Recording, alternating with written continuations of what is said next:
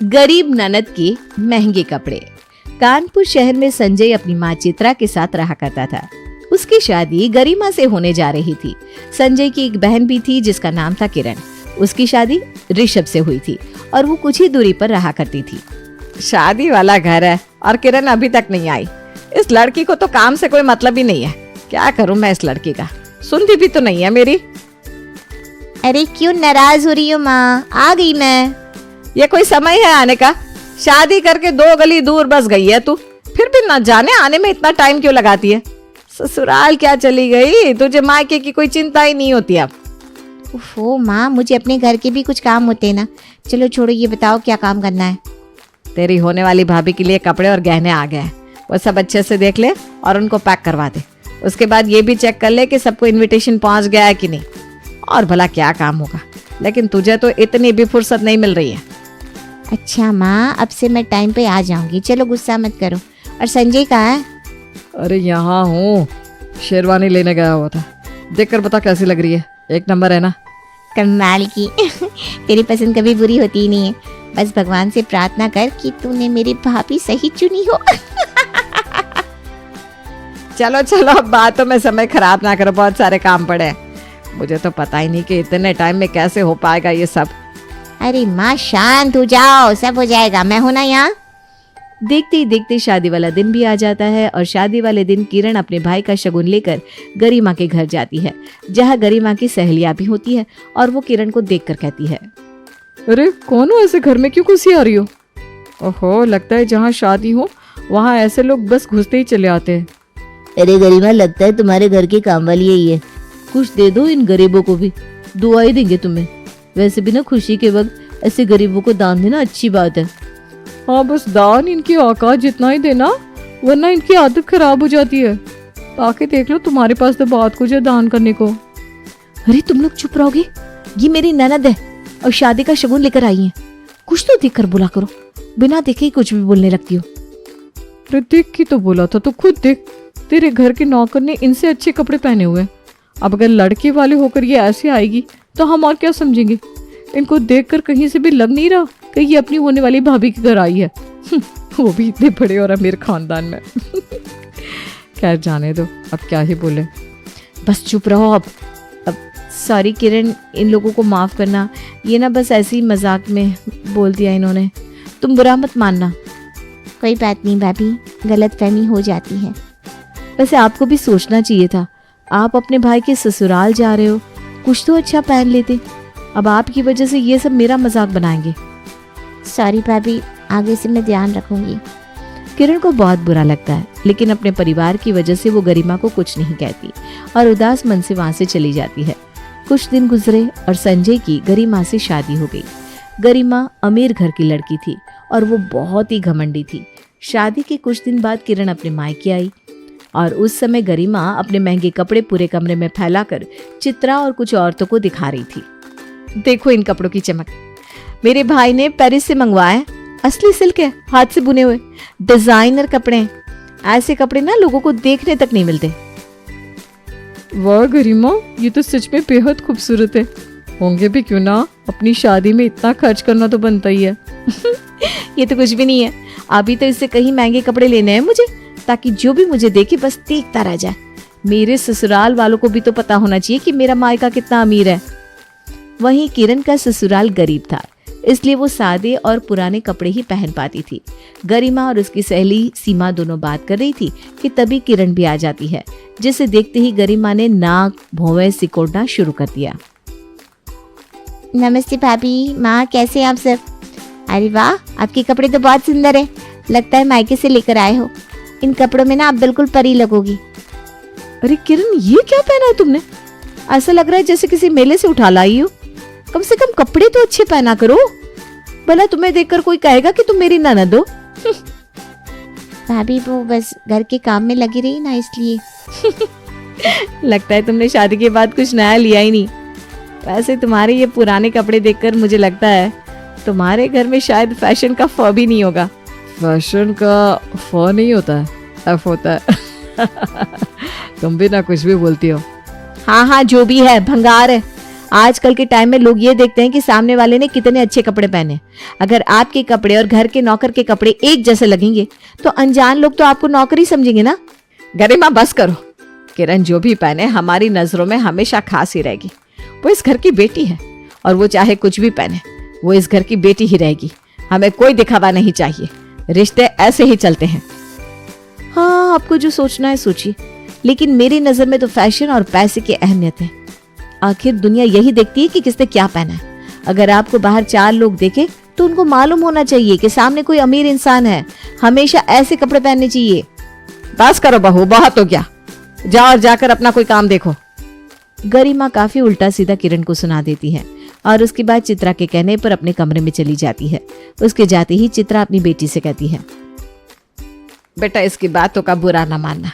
अभी तेरी भाभी को पैसे का चश्मा लगा हुआ है ना, जब वो पैसों का चश्मा हटाकर रिश्तों को देखेगी तब उसे समझ में आएगा कि कपड़ों से नहीं, रिश्ते प्यार से बनते हैं। हाँ माँ, मैं जानती हूँ। कोई नहीं, मुझे भाभी की किसी बात का कोई बुरा नहीं लगा। अच्छा चलो मैं चलती हूँ। किरण उदास मन से अपने भाई के घर से निकल जाती है। उसे गरिमा की बातें चुभ गई, लेकिन उसने कुछ नहीं कहा। कुछ दिनों बाद गरिमा अपने भाई की शादी का इनविटेशन देने किरण के घर पहुंचती है। लो किरण, मेरे भाई की शादी का कार्ड। मेरी ननद हो तुम, इसलिए इस बार कुछ अच्छा पहन कर आना, मेरी इज्जत का सवाल है। अपने भाई की शादी की तरह सन 17 का लहंगा ना पहन लेना। हमारी बिरादरी में लोग बहुत ध्यान देते हैं किसने क्या पहना है। अपने मायके की इज्जत अब तुम्हारे हाथों में है। हाँ हाँ भाभी, मैं कोशिश करूंगी, आप चिंता मत करो। मैं आपकी इज्जत कम नहीं होने दूंगी। और ये क्या पहना है? अरे किरण, घर में हो इसका मतलब ये थोड़ी ना है कि काम वाली बनकर रहोगी। तुम्हारे कपड़े देखकर कोई सोच भी नहीं सकता कि तुम हमारी फैमिली से हो। थोड़े तो अच्छे कपड़े पहना करो। आप फिक्र न करो भाभी, मैं अच्छे कपड़े पहन कर ही आऊंगी। मेरी मानो तो कोई अच्छे डिजाइनर कपड़े ले लो। और हाँ, अगर फिर भी तुम्हें अच्छे कपड़े ना मिले तो शादी में मत आना। कोई बहाना लगा देना सासू माँ और अपने भाई को। मेरा फर्ज था कार्ड देना। अब तुम्हारे हाथ में है कि 4 लोग तुम्हारी माँ और भाई का मजाक ना उड़ाए। मैं समझ गई भाभी, आप चिंता ना करो। गरिमा तो ये बोलकर चली गई क्योंकि उसे पता ही नहीं था कि गरीबी क्या चीज होती है। लेकिन किरण सोच में पड़ गई। तभी उसकी पड़ोसन वहां आई। क्या बात है, इतनी परेशान क्यों हो? अभी अभी तुम्हारी भाभी आई थी ना, क्या हुआ? मायके में सब ठीक तो है? हाँ, मायके में तो सब ठीक है। भाभी यहाँ अपने भाई की शादी का कार्ड देने आई थी और शादी में महंगे कपड़े पहनने को कहा है। मैं भला कहाँ से लाऊं महंगे कपड़े? कमाई 50 पैसा नहीं और खर्चा 1 रुपया कहाँ से करूं? बस इसी सोच में हूँ। और लहंगा तो सुना है मैंने बहुत महंगा आता है। भला इतने पैसे कहाँ से आएंगे? अरे इतनी सी बात, तुम कपड़े रेंट पर ले लो। यहाँ पास में एक दुकान है, अच्छे ब्रांड के कपड़े मिलते हैं और वो कपड़े ना बहुत सस्ते होते हैं। तुम शादी में पहनकर वापस कर देना और 1 दिन का कपड़े का किराया दे देना। सच में? ये तो मैंने कभी सोचा ही नहीं था। थैंक यू सो मच, ये बहुत अच्छा है। पैसे भी बच जाएंगे और नया कपड़ा भी आ जाएगा। Mention note. अब तो बस तुम शादी में जाने की तैयारी करो। किरण ने मीना के सुझाव पर अमल करते हुए रेंट पर एक बेहद खूबसूरत और महंगा लहंगा लिया। जब वो शादी में पहुंची तो हर कोई उसकी ओर देखता रह गया। अरे वाह किरण, लहंगा तो बहुत शानदार है। तुम तो अपनी भाभी से भी ज्यादा सुंदर लग रही हो। तुमने तो आज की पार्टी में 4 चांद लगा दिए। ननद हो तो ऐसी, सबकी निगाह तुम पर है। अरे नहीं आंटी जी, मेरी भाभी ज्यादा सुंदर है। मैं कहाँ उनकी बराबरी करूंगी। सच में गरिमा की ननद तो परी लग रही है। आज तो गरिमा को भी फेल कर दिया। उसकी ननद के आगे तो गरिमा का लहंगा फीका लग रहा है। गरिमा किरण की तारीफ होते देखकर जलन से भर गई। ये कैसे हो सकता है? ये किरण इतनी महंगी और सुंदर ड्रेस कैसे पहन सकती है? कल तक तो ये नौकरों वाले कपड़े पहना करती थी। अचानक से इसके पास इतने पैसे आ गए कि इसने इतनी अच्छी ड्रेस ले ली। हेलो भाभी, कैसी हैं आप? वैसे आप ना आज बिल्कुल परी लग रही हो। किरण, ये कपड़े तुम्हारे नहीं हो सकते। तुम तो हमेशा गंदे पुराने कपड़े पहनती हो। ये जरूर तुमने किसी से मांगे होंगे, है ना? तभी मैं सोचूं आखिर तुम्हारे पास इतने पैसे आए कहाँ से? नहीं भाभी, ये मेरे ही कपड़े हैं। झूठ मत बोलो, सबको पता है तुम ऐसे कपड़े नहीं खरीद सकती। ये तुम्हारी औकात से बाहर है। गरिमा, ऐसा मत कहो। हो सकता है किरण ने बचत करके खास मौके के लिए ये कपड़े लिए हो। अरे मैं जानती हूँ, ये जरूर उधार के कपड़े होंगे। गरिमा जलती रहती है। लेकिन शादी के बाद भी किरण के लहंगे की तारीफों का सिलसिला नहीं रुका। अगली सुबह एक औरत किरण के घर पहुंची। किरण, तुम्हारा लहंगा कमाल का था, मुझे एक दिन के लिए दे दो ना, मुझे एक शादी में जाना है। नहीं, वो नहीं दे सकती मैं। क्यों? मैं तो बस एक दिन के लिए मांग रही हूँ। वो बस मैं नहीं दे सकती। अच्छा, समझ गई। शायद तुम्हें पैसे की चिंता हो रही है। मैं किराया देने को तैयार हूँ, जो तुम कहो। किरण 1 मिनट के लिए सोच में पड़ गई, लेकिन उसे ये सौदा अच्छा लगा। ठीक है, अगर आप किराया दे सकती है तो ले जाइए। वो औरत खुशी खुशी लहंगा ले गई। तभी उसका पति ऋषभ बोला, किरण, ये तो बहुत अच्छा बिजनेस का आइडिया है। तुम कपड़े किराए पर देकर अच्छा खासा पैसा कमा सकती हो। इससे तुम्हारी आमदनी भी बन जाएगी। हाँ, शायद आप सही कह रहे हो। इस काम से न सिर्फ मैं आत्मनिर्भर बनूंगी, बल्कि दूसरे लोगों की मदद भी कर पाऊंगी। किरण को ऋषभ का आइडिया पसंद आया और उसने कपड़े किराए पर लेकर उन्हें थोड़े से ज्यादा पैसों में आगे किराए पर देने का काम शुरू कर दिया। धीरे धीरे उसका ये काम चल निकला। उसने अपने बचत से 1-2 डिजाइनर लहंगे भी खरीद लिए, जिन्हें किराए पर देकर वो और कमाई करने लगी। अच्छा ही हुआ मैंने आपका आइडिया मान लिया। इससे सच में अच्छी कमाई हो रही है। मेरी बात मानोगी तो ऐसे ही ऐश करोगी। उधर जब गरिमा को किरण के इस नए काम के बारे में पता चला तो उसके कलेजे पर सांप लौटने लगे और वो किरण के घर ताने मारने पहुंच गई। वाह किरण, अब तुम लहंगे रेंट पर देकर पैसे कमा रही हो। कि गरीबी इतनी बढ़ गई कि अब उधार के कपड़े देकर कमाना पड़ रहा है। भाभी, ये काम इज्जत से ही किया जा रहा है, मेहनत से कमा रही हूँ मैं। तभी वहाँ कुछ औरतें आती हैं। किरण, हमें भी वही लहंगा चाहिए जो तुमने शादी में पहना था। कितना होगा किराया? और मेरे लिए वो लाल वाला रखते ना। ये क्या तमाशा है? तुम लोगों को कुछ और काम नहीं है क्या? अरे तुम साइड हटो, हमें काम की बात करने दो। गरिमा चिढ़कर उस घर से निकल गई।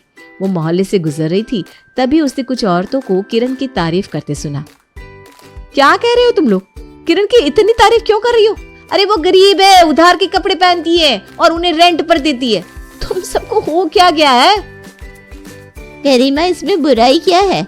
किरण मेहनत से कमाई कर रही है, तुम्हें उससे जलन क्यों हो रही है? जलन? मैं उससे जलूं? अरे मैं तो अमीर घर की बहू हूँ, मेरे पास सब कुछ है। किरण जैसी गरीब लड़की की क्या औकात है मेरे सामने? औकात की बात मत करो गरिमा। किरण ने मेहनत से अपनी पहचान बनाई है, जबकि तुम सिर्फ अपने पैसे और रुतबे पर इतराती हो। उन औरतों के जवाब सुनकर गरिमा कुछ कहने की हालत में नहीं बची और शर्मिंदा होकर वहां से चली गई। फिर जब संजय का बर्थडे आया तो गरिमा ने एक बड़ी पार्टी रखी। उसने बहुत से लोगों को बुलाया, जिसमें किरण भी शामिल थी। किरण अच्छे कपड़े पहनकर पार्टी में पहुंची, जिसे देखकर गरिमा के मन में फिर से जलन उठी। वाह किरण, क्या बात है, आज फिर से भाड़े के कपड़े पहनकर आ गई। सबको दिखाना चाहती हो कि तुम भी अमीर हो? नहीं भाभी, ये कपड़े किराए के नहीं है, अब मैंने खुद खरीद लिए हैं। मेरी मेहनत का फल है ये। क्या? इतने महंगे कपड़े खरीदने की हिम्मत हो गई तुम्हारी? क्या बात है। तभी गरिमा की दोस्त बोली, अगर किराए की भी हो तो इसमें बुराई क्या है? देख, मैंने भी ये ड्रेस किराए पर ली है। स्मार्ट और इको फ्रेंडली तरीका है, क्यों बेकार में इतने पैसे खर्च करना? क्या? तू भी? मुझे नहीं पता था तू भी ऐसी है। चली जा यहाँ से, तूने मेरी नाक कटवा दी। अरे गरिमा, इस बात पर इतना गुस्सा क्यों? ये तो समझदारी की बात है। गरिमा ने अपनी दोस्त की एक नहीं सुनी और अपनी बात साबित करने के लिए उसे पार्टी से भगा दिया। गरिमा, तुमने उसे क्यों भगा दिया? हर किसी की अपनी अपनी सोच और तरीके होते हैं, इसमें बुराई क्या है? हाँ गरिमा, और किराए पर कपड़े लेना कोई गलत बात नहीं है। ये तरीका आजकल काफी लोग अपना रहे हैं, अमीर लोग भी। नहीं, मुझे ये सारी बातें मत समझाओ। मैं अमीर घर से आई हूँ और अब मेरा ससुराल भी अमीर है। मैं भिखारियों वाले तरीके कभी नहीं अपना सकती। इसे मैं स्मार्ट नहीं बल्कि शर्मनाक मानती हूँ। गरिमा, ये घमंड अच्छा नहीं है। घमंड तो घमंडी सी, मेरी माँ ने गरीबों की जिंदगी जीना नहीं सिखाया मुझे। उनको पता था कि गरिमा को समझाना नामुमकिन है, इसलिए उन्होंने बात वहीं खत्म कर दी। कुछ महीने गुजरे और गरिमा और संजय की शादी की सालगिरह का दिन आ गया। उन्होंने एक बड़ी पार्टी रखी। पार्टी में गरिमा की माँ भी आई, जो किरण से किराए पर ली हुई बेहद सुंदर साड़ी पहनकर आई थी। अरे ये तो वही साड़ी है जो मैंने किरण के पास देखी थी। लगता है ये किराए की है। ये सुनते ही गरिमा का चेहरा लाल हो गया। माँ, ये साड़ी रेंट पर ली है? हाँ बेटा, क्यों, क्या हुआ? लेकिन माँ, आपके पास इतने पैसे हैं, आप तो रोज एक नई डिजाइनर साड़ी खरीद सकती हैं, फिर ऐसा क्यों? अरे गरिमा, ज्यादा पैसा होने का ये मतलब तो नहीं कि हर बार नए कपड़ों पर खर्च किया जाए। एक बार पहनकर कपड़ों को रख देना कौन सी समझदारी है। किराए पर लेने से ना केवल पैसे बचते हैं बल्कि अपनी कपबोर्ड भी ऑर्गेनाइज्ड रहती है। किरण ने तो बहुत अच्छा काम शुरू किया है। गरिमा अपनी माँ की बात हमेशा सुना करती थी और उनके मुंह से ये सब सुनकर उसे यकीन हो गया कि अब तक जो सब लोग कह रहे थे वो सही था। माँ, मुझे अब समझ में आ रहा है कि मैंने कितनी बड़ी गलती की। मैं बस अपनी शान और घमंड में अंधी हो गई थी। बेटा, गलती को समझ लेना ही सबसे बड़ी समझदारी है। अब अपने अहंकार को छोड़कर किरण और बाकी सभी से माफी मांगो। गरिमा ने अपनी गलती का एहसास किया और किरण को गले लगाकर माफी मांगी। गरिमा की सोच अब बदल गई थी। उसने समझ लिया कि सच्ची शान और सम्मान हमेशा दिल में होते हैं, कपड़ों में नहीं।